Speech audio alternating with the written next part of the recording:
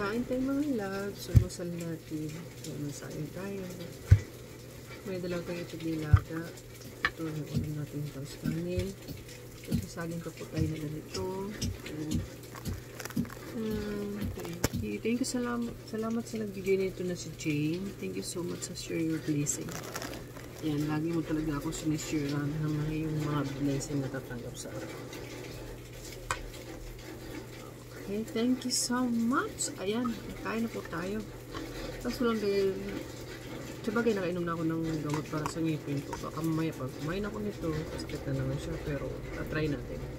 Wala namang mawawala sa susubukan. So, tara. Let's eat. Kakamaya ako nagbugas ako ng kamikin na. Yan, may tira pa naman tayong ulam.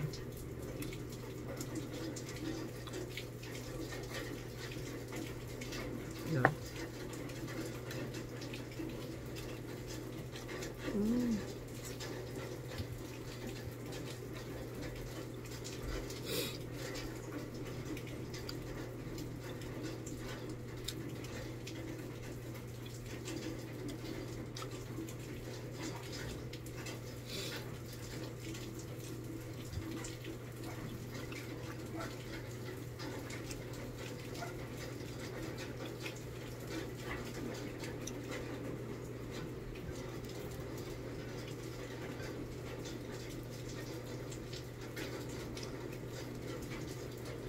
May nagpaluto kasi kahapon ng pangbiyon sa akin. 1 kilot kalaki. Tapos kumuha ako ng konti. Konti lang man. Hindi naman talaga totally na madami. Kasi nakakaya.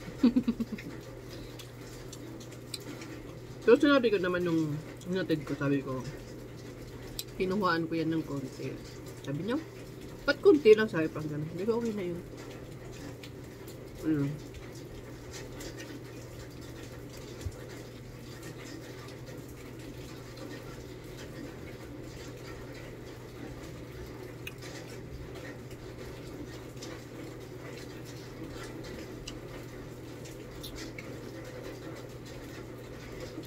Lahat na ng pinapost ko mga about mga pagkain, guys. Pinapaluto lang yun sa akin.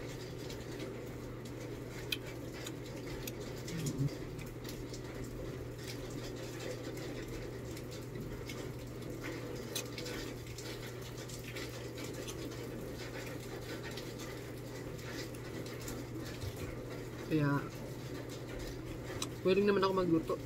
Okay lang yung gas ko.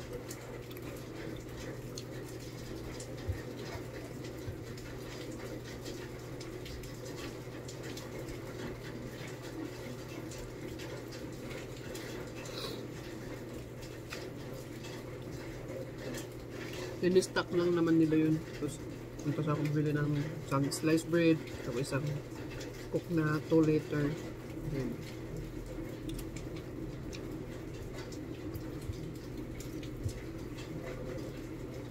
Ano yung 1 kilo ito lahat eh. Pero hindi ko alam kung ilan siyang kumain. Basta pinaluto lang, inabot ko, inatid ko.